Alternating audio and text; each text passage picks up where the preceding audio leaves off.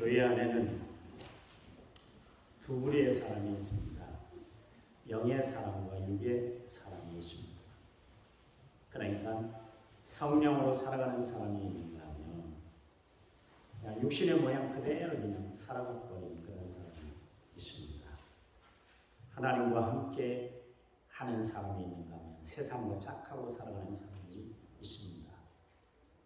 또 좁은 길을 걸어가는 사람이 있는가 하면 넓은 길을 선택해서 가는 사람도 있습니다. 거듭난 성도와 거듭나지 못한 성도가 있습니다. 천국 시민과 지옥 갈 사람이 있다는 것이죠. 여러분, 교회 안에 있다고 해서 다 구원받는 거 아닙니다. 예수를 구주와 주님으로 모셔드리는 사건이 있어야 그래야 우리가 천국 가는 거예요. 여러분, 교회 다니는 것이 중요한 것은 아니라는 거예요. 교회는 다 있어요. 이단 교회도 있고 천주 교회도 있고 다 있는데 중요한 것은 교회를 다니는 것이 중요한 것이 아니라 예수를 믿어야 되는 줄 믿으시기 바랍니다. 그래요. 여러분, 한번 생각을 해보세요. 교회는 열심히 다닌다고 다녔는데 마지막에 내가 천국까지 못 갔다 그러면 얼마나 원통하고 분통한 일이겠어요. 껍데기 뿐인 교인들과 알고 있는 성도가 있습니다. 우리는 껍데기만 무늬만 그럴싸한 그런 교인이 되어서는 안 되는 것이죠. 하나님은 추수 때에 분명히 선별 작업을 하신다고 했는데 쭉정이를 모아서 불태우고 알곡만 천국 창고에 드립니다. 그랬습니다. 우리 남한성결교회 모든 성도들, 오늘 예배에 참여한 모든 성도들은 알곡 같은 신자들이 되어서 성도들이 되어서 천국 가는 그런 성도들이 다 되시기 바랍니다. 천국에서 만나요. 천국에서 다 만나게 될 줄 믿습니다. 그럼 알곡 같은 성도는 어떤 성도일까? 믿음이 충실한 성도, 곧 성령의 사람입니다. 우리는 반드시 하나님의 영, 성령을 받아야만 합니다. 그래야 그때서 우리는 비로소 그리스도인다운 삶을 살아갈 수가 있는 거예요. 성령은 거룩한 영, 살리는 영, 생명의 영이에요.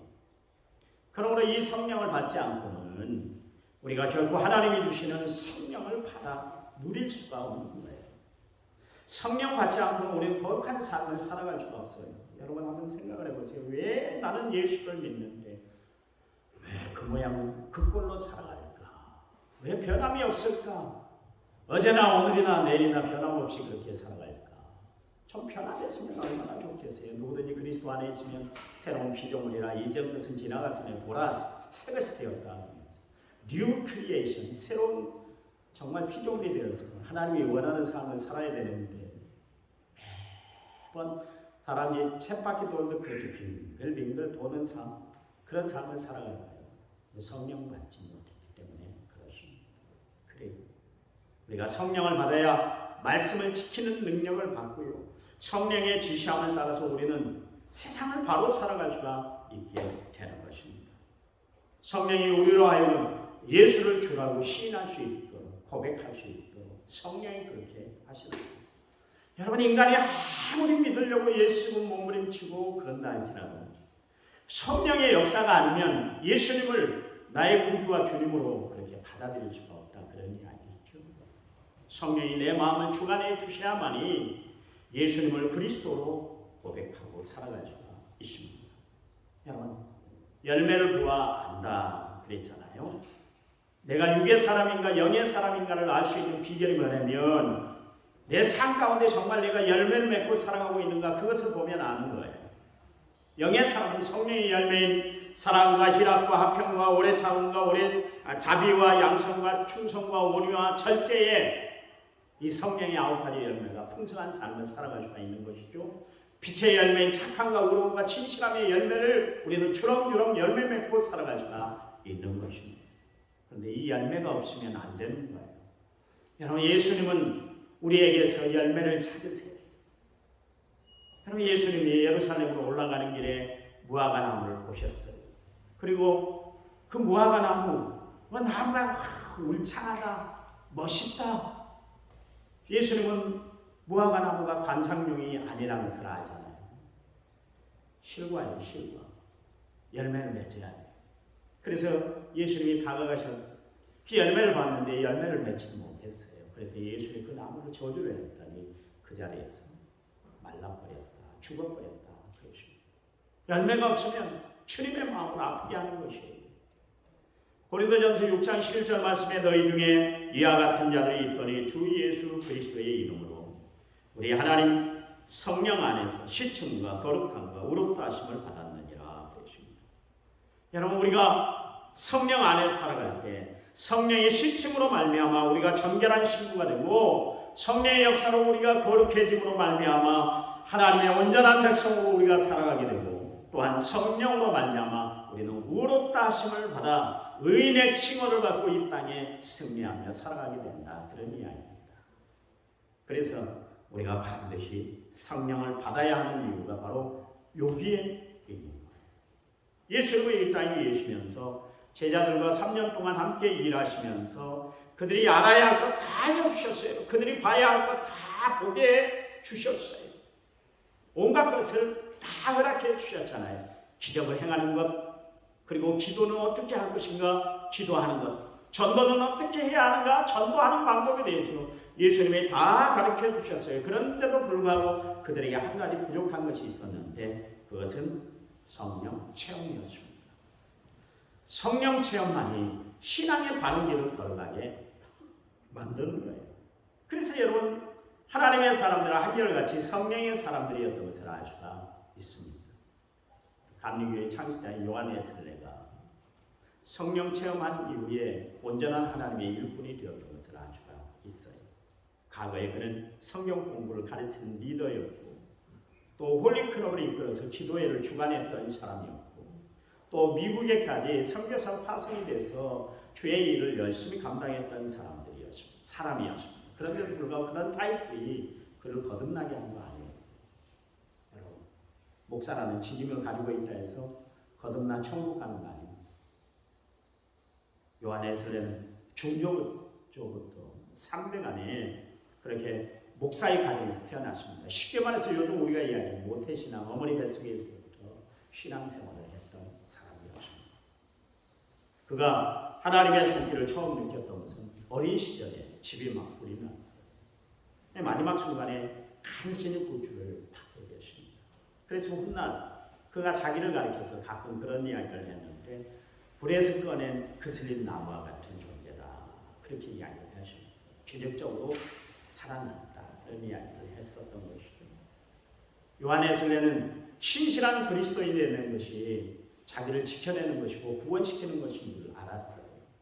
그래서 남보다 경건하게 살고 남보다 더 모범적인 생활을 했습니다. 그 선생들이 자기를 구원하는 줄 알았어요. 그래서 그는 청년 시절에 저 옥스퍼드 대학에 들어가서 신학을 공부를 했습니다.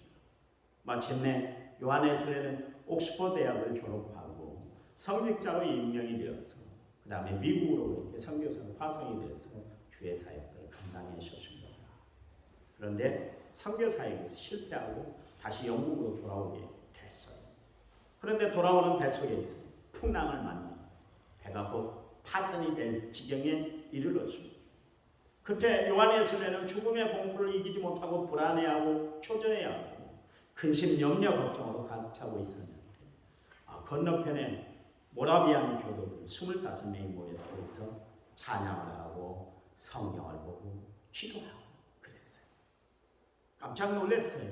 아니, 나는 지금 죽음의 공포 아래서 이렇게 두려워하고 무서워하고 어찌할 바를 모르고 있는데 모라비안 교도들은 그렇게 당당하게 찬양하고 기도하고 있는 모습을 보니까 도전이 되었던 것이죠.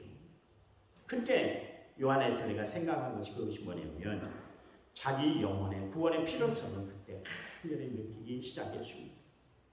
나는 정말 거듭난 성도인가? 나는 정말 하나님의 온전한 백성인가? 그때서야 생각을 한 거예요. 지금까지 홀리클럽을 인도하고 지금까지 성경 공부 리더가 돼서 많은 사람들에게 성경의 진리를 가르칠 때도 내가 거듭났는가 여기에 대한 도전 전혀 없이 그렇게 살았어요. 당연히 예수 믿는 가정에서 태어났으니까, 목사의 가정에서 태어났으니까 나도 구원받아 하나님의 백성이 될 것이다, 그렇게 생각을 했는데 죽음의 공포 앞에 서니까 나는 아무것도 아니라는 것을 그때서야 깨닫게 되십니다. 그때 페터 벨러라는 목사님을 만나게 됐는데 그분과 내적인 교제를 나누면서, 내적인 문제로 교제를 나누면서 요한에서는 자신에게는 구원받을 믿음이 전혀 하나도 없다는 것을 그때 깨닫는 것이에요. 멸망받을 수밖에 없는 자신의 처지를 다시 들여다보게 됐던 거예요. 그때 하나님은 벨러 목사님을 통해서 요한에서에게 이런 말을 건네 주었습니다. 하나님이 당신을 창세전부터 얼마나 사랑했는지 이미 십자가에 나타나십니다. 예수님께서 당신을 구원하시기 위해서 얼마나 처절한 희생을 치르셨는지, 예수님께서 과거, 현재, 미래의 때까지 완벽하게 시켜놨다는 사실을 믿지 못하는 거야말로 하나님을 모욕하는 것입니다. 예수님께서 왜 십자가에 못 박혀 죽으셨다가 부활하셨는지 확실히 알고 믿으시기 바랍니다. 그랬어요. 그때 요한에서는 그때서야 깨달은 거예요. 구원은 인간의 노력, 인간의 공로로 이루어지는 것이 아니라는 것을 그때 깨닫게 됐습니다. 예수 그리스도의 보혈의 피를 믿는 순간 죄가 깨끗이 씻어지고, 그리고 나서 죄짐에서 흘러나는 하나님의 거룩한 백성이 된다는 것을 그때 알게 됐습니다. 저희가 다음 주가 성결교회 주일입니다. 저희 성결교회는 좀 특이한 특성을 가지고 있습니다. 신학적으로는 감리교 패턴입니다. 그러니까 신학은 감리교, 그리고 교회 정치는 장로교.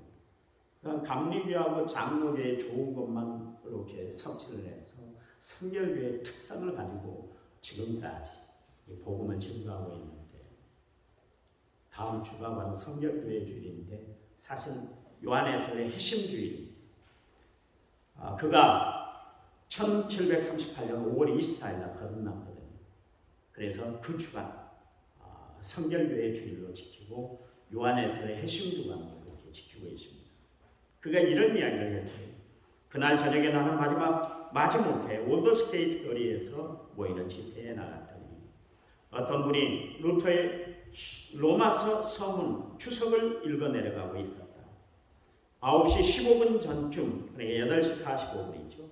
그가 예수 그리스도 안에 있는 믿음을 통하여 하나님께서 우리 마음속에 일어나는 변화를 설명하고 있을 때 나는 내 마음이 이상하게 뜨거워짐을 느꼈다. 나는 구원을 위해 오직 예수 그리스도 한 분만 의지한다고 느꼈으며 그가 나의 구원을 위해 죄를 없게 하시고 죄와 죽음의 벌에서 구하여 주셨다는 확실한 증거를 받았다. 그렇게 이야기를 하고 있습니다. 드디어 요한의 설레가 변화를 체험하게 되었습니다. 그가 선교사고 성경을 가르치는 교사고 공부 많이 하는 학식을 가졌다고 해서 그것이 그를 구원한 것이 아니었다는 것입니다. 그는 처음으로 믿음으로 말미암아 의인이 된다는 것을, 하나님이 의롭다 인칭을 받게 하시는 의인이 된다는 것을 그제서야 깨닫게 되었던 것입니다. 성령을 체험하고 나니까 온전한 하나님의 일꾼으로 그가 사용됐던 것을 알 수가 있어요. 여러분, 성경에 보면 고린도 교회를 지도했던 아볼로라는 사람이 있는데 이 사람은 율법에 능통한 알렉산드리아 출신의 유대인 학자였습니다. 이 사람은 학식도 많고 언변도 참 좋았던, 뛰어났던 사람이었습니다. 이 사람은 세례 요한의 제자였는데 일찍이 그 세례 요한으로 인해서 예수를 받아들였어요. 그리고 복음 증거하는 일에 힘을 썼습니다. 그러나 이 아볼로는 세례 요한의 세례만 알았지 정말 복음의 진수를 몰랐던 것이에요. 그래서 브루스길라와 아굴라가 아볼로에게 하나님의 말씀을 가르쳐 주셨어요. 그랬더니 예수의 도를 전해 듣고 그가 성경을 바로 알게 되었고 그는 성령의 능력을 체험하는 사건들이 있게 됐습니다. 여러분, 성경을 가르치는 것이 중요한 것이 아니라, 설교를 하는 것이 중요한 것이 아니라, 교회에서 직분을 맡은 것이 중요한 것이 아니라 성령을 받아야 된다, 그런 이야기예요. 성령 받지 않았던 아볼로, 성령 받지 못했던 요한의 설레 껍데기 신앙에 불과했다, 그런 이야기예요. 여러분, 성령을 받아야 돼요. 성령 받지 못하면 아무리 그가 하나님의 일을 한다 할지라도 아무 소용이 없다, 그런 이야기입니다. 여러분, 참 그리스도인은 성령을 받은 사람들입니다. 성령이 어떤 분이에요? 우리와 함께 하시는 영이에요. 예수님이 이 땅에 오신 목적이 뭡니까? 우리와 함께 하시기 위해서 예수님이 이 땅에 오셨잖아요. 그래서 임마누엘로 오셨어요.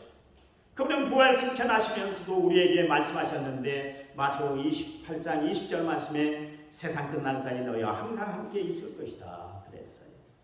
그 말씀 그대로 우리와 함께하는 것을 증명이라도 하듯이 예수님은 드디어 오늘 본문 말씀처럼 성령을 우리에게 보내주셨어요. 왜 성령을 보내주셨어요? 성령이 우리와 함께 하시는 것을 보여주시기 위해서 그런 줄 믿으시기 바랍니다. 성령은 지금 우리 예배드리고 있는 이 자리에 우리와 함께 하시는 줄 믿으시기 바랍니다. 성령을 통해서 우리는 하나님이 우리와 함께 하신다는 것을 알잖아요. 여러분, 기도할 때 그런 거 못 느껴보셨어요? 기도하는데 누가 나를 만져요? 성령이 만져주세요. 그럼 기도하려면 그런 체험이 있어요. 체험이 참 중요해요. 백문이 불여일견이라고 100번 설명 들어도 아무 소용이 없어요. 내가 체험되지 않으면 안 돼요. 뭐 서울이 어떤 곳입니다. 서울은 어떤 곳은 이렇게 생겼습니다. 이렇게 서울 가서 내가 활동해야 됩니다. 뭐 별 이야기를 다 듣는다 할지라도 한 번 가서 지하철 타고 한 번 가서 사람들을 만나보는 것, 그게 더 나은 거 아니겠습니까? 마찬가지입니다. 신앙생활, 여러분, 우리가 성령을 체험해야 되는 거예요. 그래야 우리가 온전한 신앙생활을 해요. 기쁨, 은혜 충만, 성령 충만, 감사 충만이 넘쳐나는 것, 성령과 함께할 때 이루어지는 일이에요. 성령은 우리를 예수 그리스도 앞으로 인도하십니다. 니고데모의 마음속에 구더기 질문을 줬어요. 그냥 그 저녁 니고데모가 있는데 마음에 자꾸 예수님, 도대체 예수라는 분이 어떤 분인가? 많은 사람들이 예수님 그 말씀을 듣고 정말 변화가 되고 역사가 나타나는 것을 보면서 나도 그 예수님을 만나봐야 되겠다. 한밤중 중에 그가 예수님을 만나러 왔지 않습니까? 그렇잖아요. 그 마음, 예수를 만나고자 하는 마음을 가져다 준 분이 누구냐면 성령의 감동 감화였어요. 성령의 인도로 니고데모는 주님을 만나게 됐어요. 그때 니고데모에게 예수님을 주로 시인하고 믿도록 만들어주신 분이 바로 성령님이시다, 그런 이야기. 그래서 고린도전서 10장 3절 말씀에 성령으로 안에하고는 누구든지 예수를 주라 시인하셨다. 여러분, 예수님이 나의 주인이세요, 예수님이 나의 전부세요, 이렇게 고백드리게 할 수 있는 분은 누구냐면 성령님이시다, 그런 이야기예요. 아무나 예수 믿는 거 아니에요. 성령이 역사해야 예수를 믿고 신실한 믿음 생활을 할 수가 있는 거예요. 그래서 성령 받으라, 그런 이야기. 여러분, 예수님이 소개하신 성령님은 보혜사가 되세요. 요한복음 14장 16절 말씀에 내가 아버지께 구하겠으니 그가 또 다른 보혜사를 너희에게 주사 영원토록 너희와 함께 있게 할 것이다. 요한복음 14장 26절 말씀에 보혜사 곧 아버지께서 내 이름으로 보내신 성령, 그가 너희에게 모든 것을 가르치고 내가 너희에게 말한 모든 것을 생각나게 할 것이다.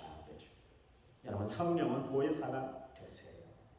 보혜사라는 건 뭡니까? 보호해 주시고 또 은혜 주시고 가르쳐 주시는 분, 그분이 바로 성령님이시다. 보혜사가 되신 성령님이시다, 그런 이야기.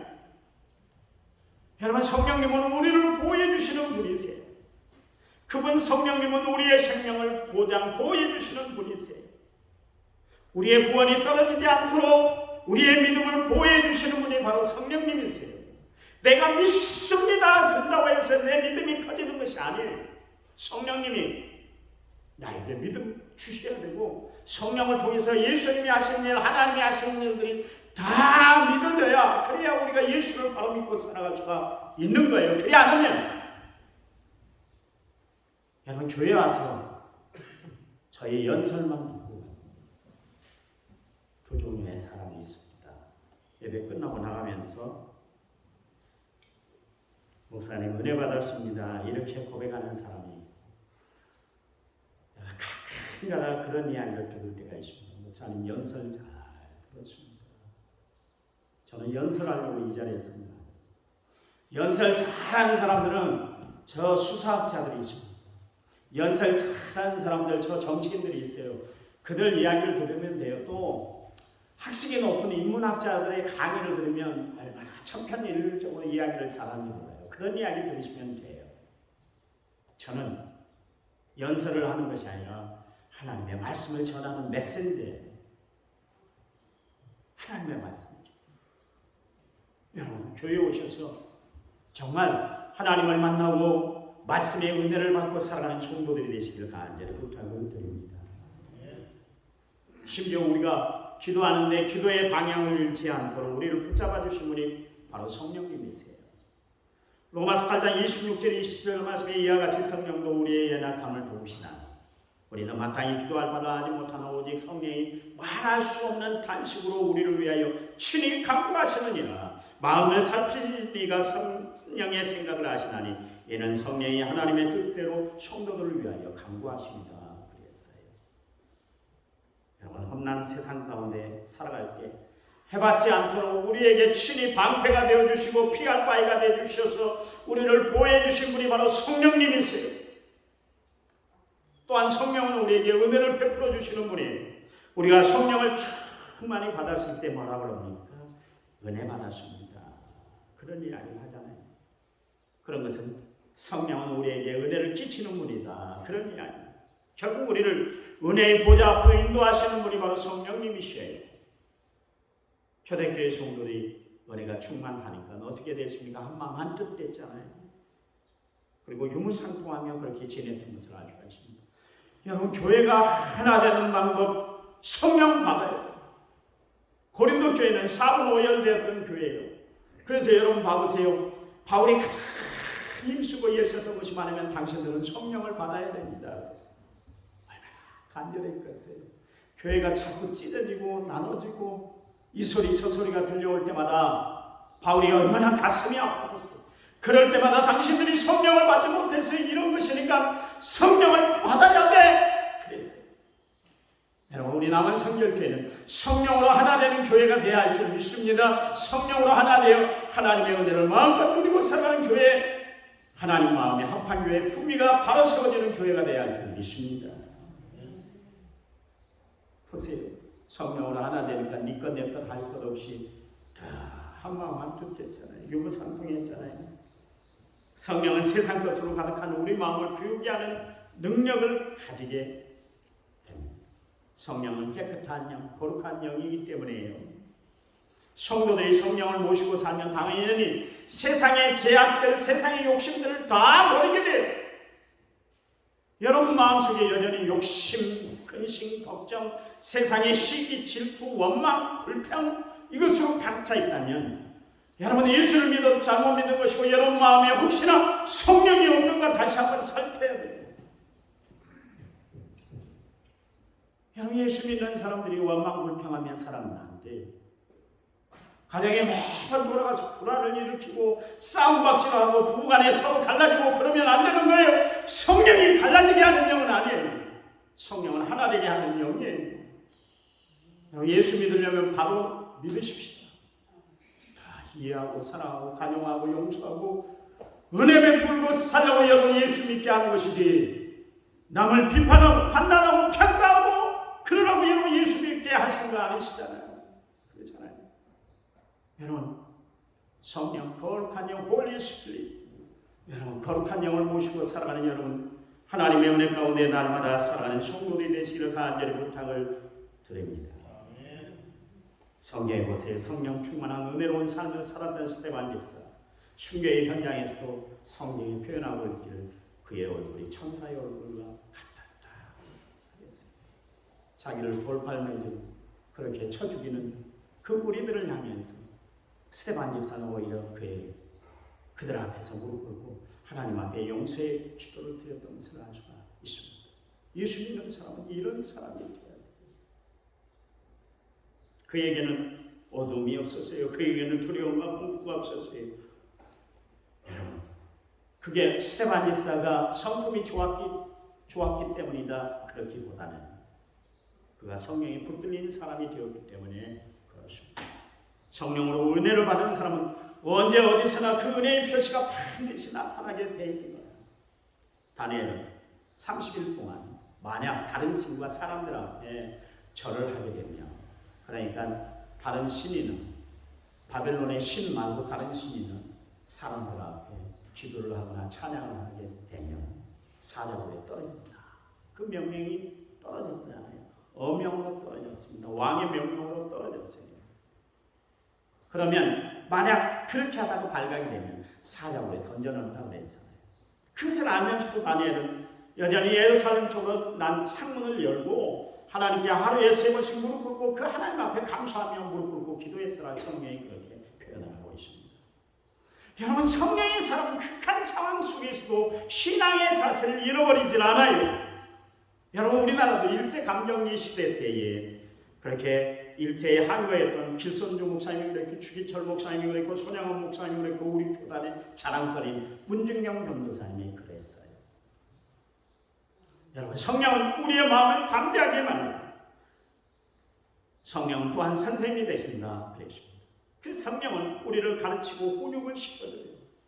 그래서 여러분, 우리가 바른 길을 걸어가도록 만드신 분이 바로 성령님이세요. 세상을 내 멋대로 사는 것이 아니라 하나님의 지시, 하나님의 인도, 하나님의 교훈을 받게 하시는 것이 성령의 사역이다. 그런 이야기.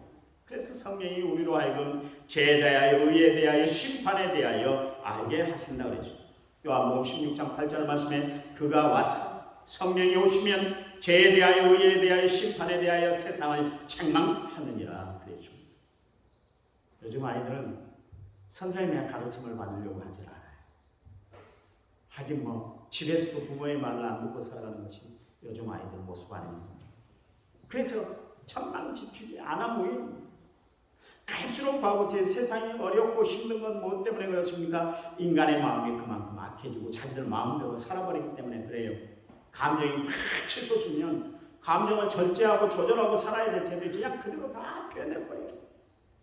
그러니까 세상이 갈수록 각박하고 어려워지는 거 아니겠습니까? 옛날 어른들은 해초리로 예절을 가르쳤어요. 해초리. 부모의 이름을 욕되게 하는 것을 가장 치욕스럽게 생각했습니다.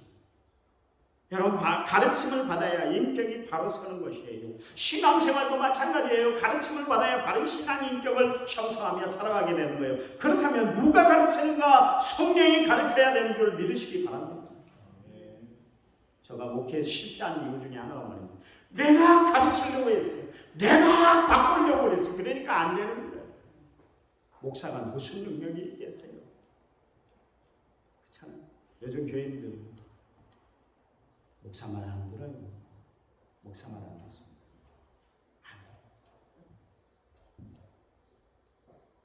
누가 가르쳐요? 성령이 가르쳐요. 이 제가 요즘 깨달았어요. 하나님, 내가 못 가르치는 것 성령이 가르쳐 주세요. 내가 안 되는 것 성령이 역사해 주세요. 그리스도의 영, 하나님의 영, 성령으로 거듭난 사람은 말씀가 달라지고 행동까지가 다르게 돼 있어요. 우리가 혹한 그런 이야기 하잖아요. 배운 사람은 뭔가 다르더라. 그런 이야기를 하지 않습니까? 마찬가지로 성령을 받은 사람은 뭔가 달라요. 모습이 다르고 행동이 다르고 인품이 다르고 생각하는 것이 다르고 예배 드리는 자세도 달라요.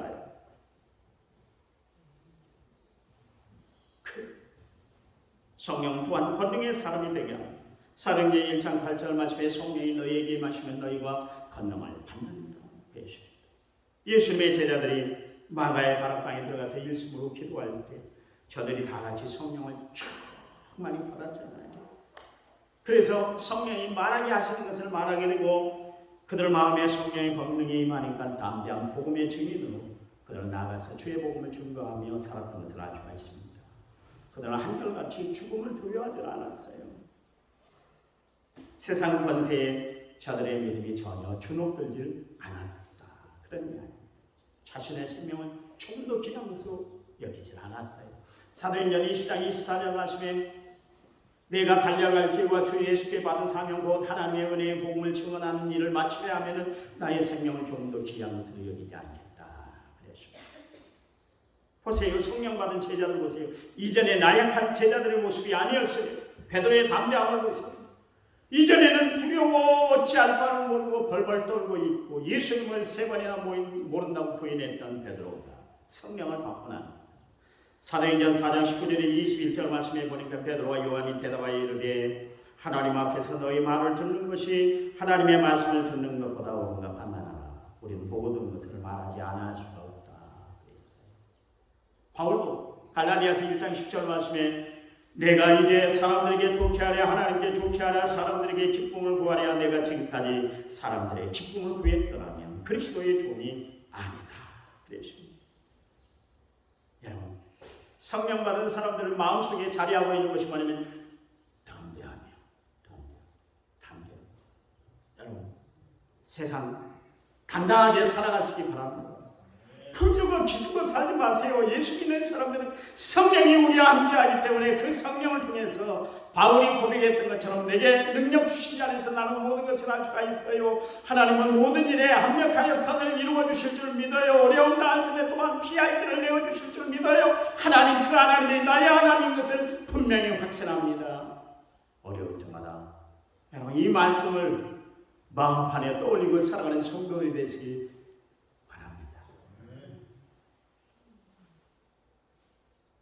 제가 요즘 많이 힘들었어요.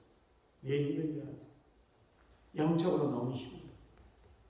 옛날처럼 좀 영적으로 내가 고갈이 되면 기도원 가서 주를 위해서 주님 앞에 기도하고 그러고 싶은데 가지를 못해요. 매 교회만 왔다 갔다 하고 가끔가다 교회를 다니면 신방하고 전화하고 그러면서 매번 그러고 있으니까 내 자신이 오늘 아침 새벽까지도 그랬어요. 아침까지도 하나님이 이 말씀을 증거하게 하시면서 나에게 힘을 주시는 말씀으로 역사하시는 것 같아요. 나에게 주는 말씀.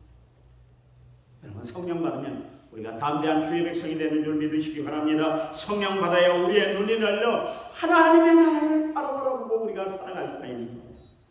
여러분 그래요. 성령 충만하여 여러분의 영성이 살아있는 영성이 되시기 바랍니다. 성령 받아 하나님의 충만한 은혜를 누리고 이 땅 승리하며 살아가는 하나님의 거룩한 백성들이 다 되시길 간절히 부탁을